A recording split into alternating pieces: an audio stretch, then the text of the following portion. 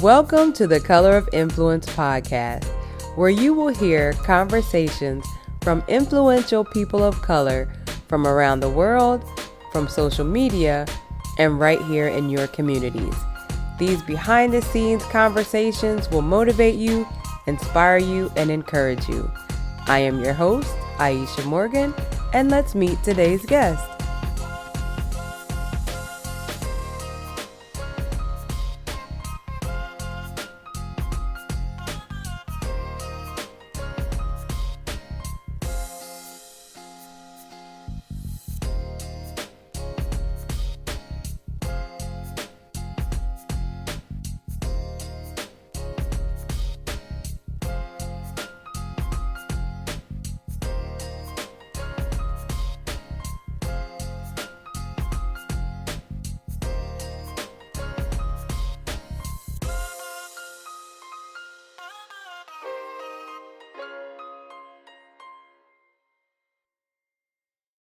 All right, y'all. Welcome back to the podcast. I have been absent for 2 weeks, so you haven't received the episode, or I haven't posted an episode in 2 weeks because I have been tired. I've been so tired. I was a champ through those first 2 treatments.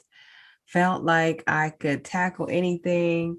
Life was good. I felt good. I would go maybe a week or so not feeling the best, and then boom, good to go. So I was able to record episodes and do all the podcast stuff, plus my job, my 9 to 5 job.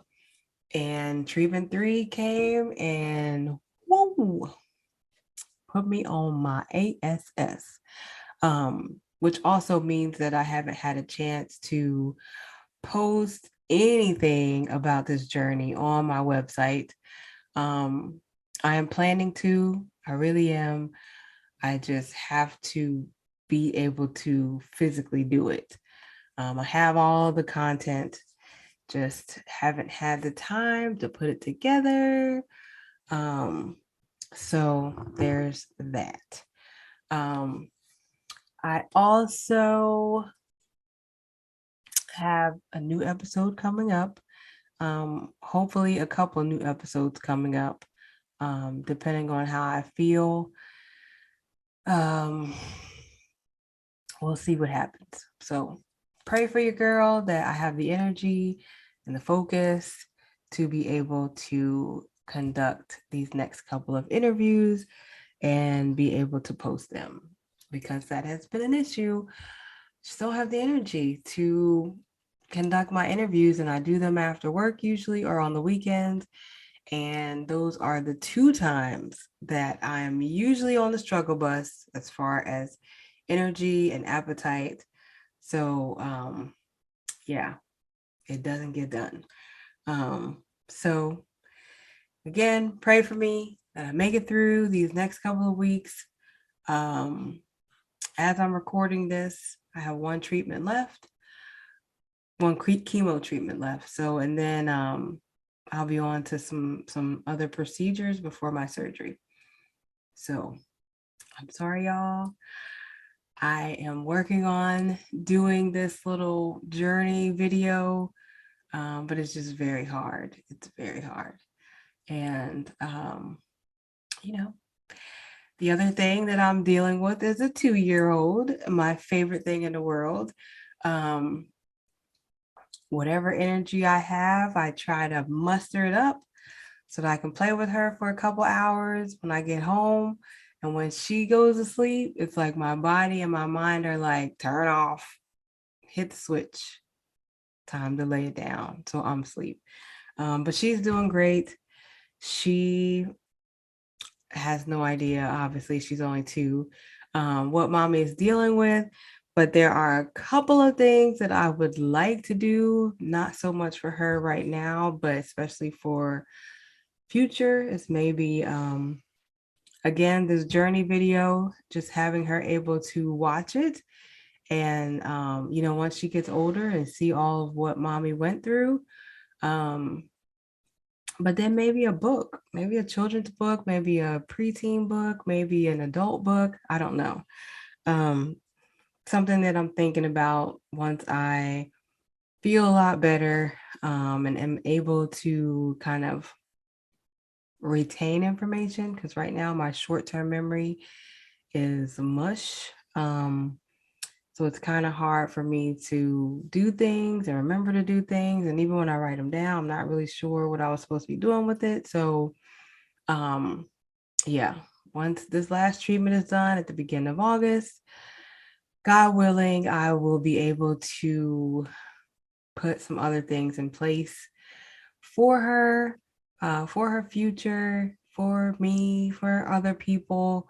Um, I do have some friends who have written children's books, so I will be reaching out to them just to get some more information, hopefully have them on the podcast to talk about their books, um, and kind of go from there. So actually, I have a guest coming up who did write a children's book. So he will be used as a resource for me as well.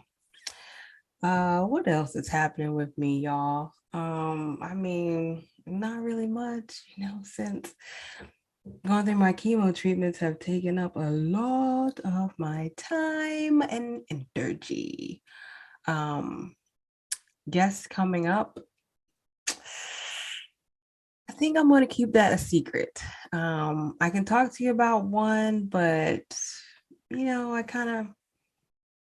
prefer the air of surprise, so that when you're following my social media and I do my lead up videos to my episodes, you guys like that. So I'm going to continue to give you the 411 on our guests, through social media. I'm really trying hard to expand outside of Instagram. I really am. It's just really hard. I'm trying to do TikToks. I was doing good for a little bit and then fell off. Um, so instead of trying to backtrack old episodes and post them, I'm just going to start from this week, post on TikTok, post on Instagram, of course. And I really don't post that much on Facebook either. So I'm going to put forth more effort to put some things in place, all through all my social medias, not just Instagram, because I don't know, I'm an Instagrammer. I like Instagram the best. I don't mind TikTok. TikTok gets me sucked in. And then I'm watching other people's videos way longer than I should after I post my video. So that's the problem with TikTok. I get drawn in and then I don't close the app. But anyway, recently, last week, actually, 4th of July, the week after 4th of July weekend, Marissa of Target While Black made it to Essence, y'all. Guess how she made it? Through Target. So one of the things I would love to have an update episode with her, just to see in the past couple of months what has happened that got her to Essence representing Target. I would be so excited. I am so excited to hear that backstory. So we're going to see if she'll be able to come on and talk to us about that. Today's episode is not going to be a long, drawn out episode. I just wanted to touch base with everyone because I have been gone for 2 weeks with no episodes. And I just wanted to check in with y'all, give you a little insight as to what's happening with your girl. Some things that I have planned.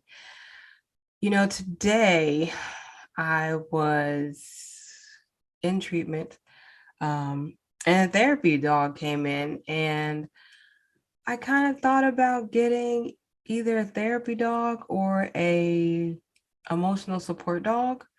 I know one of my friends has one, and you get a dog that you prefer. For me, it will probably be a Shih Tzu because I used to have one that was my absolute bestest friend. But I will probably get another Shih Tzu. put him through the training. Yes, him. I like boy dogs. Um, but dealing with a 2-year-old, then we have a dog that is a big dog, who drives me up a wall, um, because she was Jamel's dog. And so she is extremely attached to him, which, causes another issue. And very overprotective of Kingsley, but not in a way where she's trying to hurt me. It's just more of like barking and, being dramatic and extra. Um, so I don't know how it would be bringing another dog into the mix, but I did some reading today and I kind of feel like I might need an emotional support dog. Why? Because when I had my dog, my Shih Tzu, there was an air of, I don't even know how to explain it. I really don't. Um, Peyton was like the best dog ever. I got him from my cousin. Um, and the bond that I had with that dog was unmatched. Like he was my first official, like went out, seeked this pet, this dog. And then just had some medical things that the vet said are typical of Shih Tzus. Um, and so, it's not here anymore, which is, fine. But I think back about my bond with that dog, and there were a lot of times where he was a comfort to me. I wanted to get one after I got divorced, but I did not, just because of life and, the time management of having a dog. All of those things put together, I kind of like shied away from it. So I'm giving it some thought. Um, so we'll see. What do y'all think? Like, do any of you have emotional support animals? Is it beneficial to have one? I'm going to be having surgery this fall, which adds another layer. So I'm kind of like trying to figure out if I want to do that after or during or before, to get the dog. So yeah, how many of y'all have had or have right now an emotional support dog, and where did you get it from? My friend gave me a suggestion and I looked today and the prices weren't too bad. They're not low, but they're not like high either. Um, so I don't know. I think I want one. Um, I'm not going to go into the entire reason why, because I do want that to be a part of my journey videos. But your girl has to record the journey videos, right? Not record them, but put them together. So, tell me what y'all think. Should I get an emotional support dog? Another Shih Tzu? Or is there another dog breed that you feel is good, um, as an emotional support dog? Because it's going to be a dog for me. I'm not getting a bird or a cat. I don't like cats. Sorry, cat people. But since I watched the movie Cats when I was younger, and it wasn't called Cats, I forgot what it's called, but the cats were like killing people. Nah, I was too young to watch it, and now I don't like cats. So there's that. But yeah, is there another breed of dog that you feel is a good emotional support dog? I want a small breed because the dog we have right now she's not big, but she's not small. I want a small breed dog. So give me some suggestions on what y'all think I should get. And it needs to be kid friendly because I have a 2-year-old.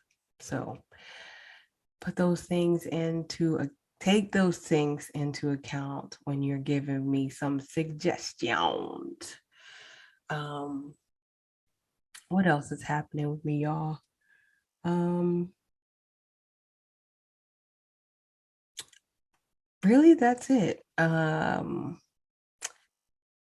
Life is lifing, and I'm still trying to make it through. Like I said, I do want to do this journey video, which God willing, I'll have some energy tomorrow and I can start it at work. After work, sorry. So I can start it after work and at least get one video up, which would be the origin story of how I found out that I have cancer. Um, I would like to do that. Um, if there are people that y'all follow on social media that you are just like, this person would make an awesome guest on Aisha's podcast, The Color of Influence. They embody everything that she is about, that the podcast is about. Send me messages about those people. Uh, Instagram is the best, but you can email me. You can email me, email me, or send me a message on Instagram and let me know if you have any suggestions. I would love to reach out to some people who y'all follow um, and interview them. Um, Someone asked me previously, what type of people do I want to have on the podcast? And so let me go into that before I end today. Um, anybody, anybody that is making an influence, either through social media, through your own environment, like your neighborhood. Um, if you follow somebody that maybe they don't have a strong social media following, but they are still making a difference, that is okay. Um, I don't want you to think that everybody that I interview has to be verified or has to have, tens of thousands of followers. No, that is not the case. Um, I've reached out to a couple of people who I have seen through other people's pages, and they don't have over 10,000 followers, but they definitely are making a difference in the lives of people of color around the country. So, if I guess I can give you a refresher of who I've had on the podcast since changing the name to The Color of Influence. So I have had a luxury luggage line. So that was life on autopilot. I interviewed Anthony Butler and we talked about life after divorce. How was that influential? Because in the Black community, we don't talk about divorce. We don't talk about what our lives look like after we get divorced. Why do we get divorced? Whose responsibility was what? Like, you get a divorce, two people are in the marriage, so two people cause the divorce. So I felt that was an important conversation to have, and apparently so did y'all, because you blew my numbers up on his episode. I have also had inventors. So if you know what the flip stick is, I have shown y'all that on several occasions. See, I even got a new one. On the back of my phone, it helps you stick your phone onto any surface so that you can record and take pictures and all that fun stuff, hands free. And so I had Akeem on. He's the inventor of the flip stick. I also had, I'm trying to think of the people that I had after I changed the name, because I think a lot of you focus on that name change, which is fine. But even before that, I was still interviewing people who were influential. And then after the flip stick, well, not after, but I had a vegan, black male vegan on the show, the plant-based brother. And we had a great conversation just about being vegan, the black community, you know, men in general about being vegan. So that was a great conversation. And then I talked to Rob Pina, and that interview was actually done by Jamel, not by me. Um, and they talked about mental health in the military. Great episode. I'm talking about amazing. There's a lot of things that we as people who don't have an association with the military, things we don't think about. And so they both were very transparent, and I appreciated them deeply um, for being that open. I also interviewed Tara, who is doing a documentary about a man in her community, and the documentary is called Dry Bones. That is another uh, follow up that I would like to complete with Tara, with Dr. Conley, um, to find out how things are going with the film and if and when we will be able to see it. I also interviewed Dear Cox. We talked a lot about um, her book, All About the Re. We also went into yoni stems that she does in her community in New Jersey. Um, I talked to Aaron Wood. He is Aaron Woods, sorry, Aaron Woods, who is the founder of PodPal, who is my podcast host. Um, and we just went into everything PodPal. And then I also talked to my mom, Marion Allen, about mental health in the psychiatric facility and what that looks like. And a lot of you loved her stories um, that she told about the different people who were there. And you actually liked the description that she went into regarding the type of people in psychiatric hospitals, because I believe that it gets a bad rap and people kind of think that you have to be a certain way to check yourself into a psychiatric hospital. And she went in and explained to y'all that that is not the truth. So people just like you and I are checking themselves into mental institutions, psychiatric facilities, whatever name it is in your community, to get extra help because it is hard out here in these streets. Um, my therapist and I are constantly talking about ways that I can occupy my time, self-care practices that I can modify while I'm going through this treatment so that I don't go into a depression, um, into a depressive state, I should say. And it's beneficial just to constantly have that conversation and that accountability person that's making sure that I am following through with what I say I'm going to do. So, very important um, to have that. And guess what? If it gets to a point where I feel like she is not enough, I don't have a problem checking myself into somewhere because at the end of the day, I need to be right so that my daughter is right, so Jamel is right, so my mom is right, my family and friends are right. Because worrying about me and my mental state does wear on other people when they know that you're not okay. And I don't want to put that on them. So I would rather take care of it myself so that everyone else is at peace and they know that I'm taking care of my mental health and they are not responsible, um, you know, for getting me to go the extra step because I'm doing it for myself.